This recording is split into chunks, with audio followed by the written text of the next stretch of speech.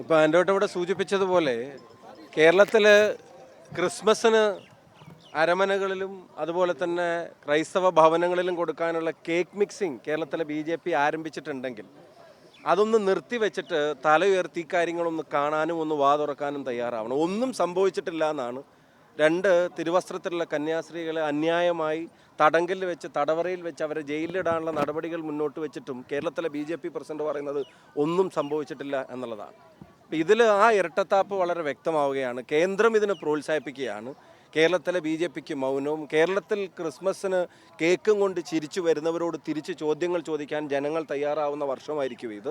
അവരുടെ ആ cake mixing നിർത്തിയിട്ട് ഈ സമൂഹത്തിനുണ്ടാകുന്ന ഐക്യത്തെ ഇങ്ങനെ തകർക്കാൻ ശ്രമിക്കുന്നവർക്കെതിരെ നിയമപരമായ നടപടിയെടുക്കാൻ വാ തുറക്കാൻ കേരളത്തിലെ BJPയും അവരെ പിന്തുണക്കുന്ന ആളുകളും തയ്യാറാവണമെന്നും കൂടെ പറയാൻ ആഗ്രഹിക്കുന്നു. ന്യൂനപക്ഷ സഹമന്ത്രി ജോർജ് കുര്യൻ രാവിലെ എല്ലാ മാധ്യമങ്ങളോടും പറഞ്ഞത് കോടതിയുടെ പരിഗണനയിലിരിക്കുന്ന ഒരു വിഷയത്തിൽ പ്രതികരണം നടത്തുന്നത് കീഴ്വഴക്കമല്ല, അനുചിതമാണ്. എങ്ങനെയാണ് കോടതിയിൽ പോയത്? ഇത് കഴിഞ്ഞ ദിവസം അറസ്റ്റ് ചെയ്തപ്പോൾ അവർ വിടാവുന്നുള്ളായിരുന്നു.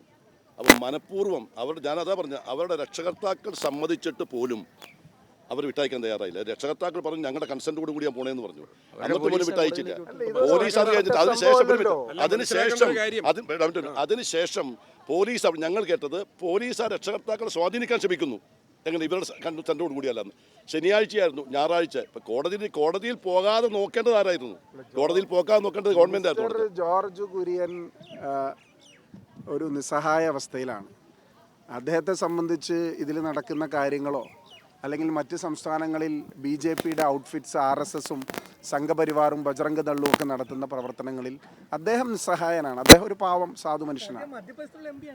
പക്ഷേ അൺഫോർച്ചുനേറ്റ്ലി ന്യൂനപക്ഷങ്ങളെ സംരക്ഷിക്കുന്ന കാര്യം വരുമ്പോൾ വളരെ ബോധപൂർവമായി, ഇത് ഒറ്റപ്പെട്ട ഒരു സംഭവമല്ലല്ലോ, നിരന്തരമായി ക്രൈസ്തവ സഭകൾക്കെതിരെ മണിപ്പൂരാണെങ്കിലും ഒഡീഷയിലാണെങ്കിലും മധ്യപ്രദേശിലാണെങ്കിലും ഛത്തീസ്ഗഡിലാണെങ്കിലും നിരന്തരമായി പുരോഹിതർക്ക് നേരെയും കന്യാസ്ത്രീകൾക്ക് നേരെയും അക്രമം അഴിച്ചുവിടുകയല്ലേ. ആ അക്രമത്തിന് നേതൃത്വം കൊടുക്കുന്നവരാ ഇവിടെ സൂചിപ്പിച്ചതുപോലെ, ഷാഫി സൂചിപ്പിച്ചതുപോലെ തന്നെ കേരളത്തിൽ ക്രൈസ്തവ സഭകളുമായി അടുക്കാൻ ശ്രമിക്കുകയും അവരെ പ്രീണിപ്പിക്കാൻ ശ്രമിക്കുകയും ചെയ്യുന്ന ഇവർ മറ്റ് സംസ്ഥാനങ്ങളിൽ മൈക്രോസ്കോപ്പിക് മൈനോറിറ്റിയായ വിദ്യാഭ്യാസ രംഗത്ത് ഏറെ സംഭാവനകൾ നൽകുന്ന ഇവരെ തകർക്കാനല്ലേ ശ്രമിക്കുന്നത്. മണിപ്പൂർ ഇപ്പോഴും വയലൻസ് അവസാനിപ്പിക്കാൻ സാധിച്ചിട്ടുണ്ടോ? അതുകൊണ്ട് BJPയുടെ ഇരട്ടത്താപ്പ് അത് ക്രൈസ്തവർക്ക് നേരെ മാത്രമല്ല, ഇന്ത്യയിലെ മതന്യൂനപക്ഷങ്ങൾക്കെതിരെ BJPയുടെ നിലപാട് ഇതാണ്. RSS സംഘപരിവാർ ശക്തികളുടെ നിലപാട് ഇതാണ്. അതിനെതിരെയാണ് ഞങ്ങളുടെ പ്രതിഷേധം. മന്ത്രി കോടതിയുടെ പേര് പറഞ്ഞിട്ട് മന്ത്രി രക്ഷപ്പെടാൻ നോക്കുക. ജനകീയ കോടതി ഇത് കാണുന്നുണ്ട്. ജനകീയ കോടതിയിലെ വിധി മന്ത്രിക്കും ഈ ഗവൺമെന്റിനും BJPക്കും RSSനും എതിരായിരിക്കും. തുടർച്ചയായിട്ട് നടന്നുകൊണ്ടിരിക്കുക. അപ്പോൾ ഓരോ സാങ്കേതികത്വം പറഞ്ഞിട്ടല്ല എല്ലായിടത്തും. കാരണം ജനങ്ങൾ ഇതിപ്പം ഞങ്ങളിത് ഉന്നയിക്കുന്നത് ഒരു കമ്മ്യൂണിറ്റി നേരിട്ട പ്രശ്നമാണെങ്കിൽ ഇത് മതേതര സമൂഹം ഭരണഘടന നേരിടുന്ന വെല്ലുവിളിയല്ല. ശരിക്കും ഇതൊരു കമ്മ്യൂണിറ്റിയുടെ മാത്രം പ്രശ്നമാണോ? ഒരു സഭയുടെ സമുദായത്തിൻ്റെ മാത്രം പ്രശ്നമല്ലല്ലോ. ഇത് ഭരണഘടനാ വിരുദ്ധമായ ഏർപ്പാടല്ലേ ചെയ്തുകൊണ്ടിരിക്കുന്നത്. അപ്പോൾ അതാണ് ഇന്നലെ പറഞ്ഞത്. അറസ്റ്റിലാവപ്പെടുന്നത് കന്യാസ്ത്രീകളല്ല. ശരിക്കും ഇന്ത്യയുടെ ഭരണഘടനയെ അത് ഉറപ്പുവരുത്തുന്ന അവകാശങ്ങളുമാണ് ഇവിടെ തടവറയിലാക്കപ്പെടാൻ നോക്കുന്നത്. അതിന് ജനകീയ കോടതി വിധി ഉണ്ടാവും.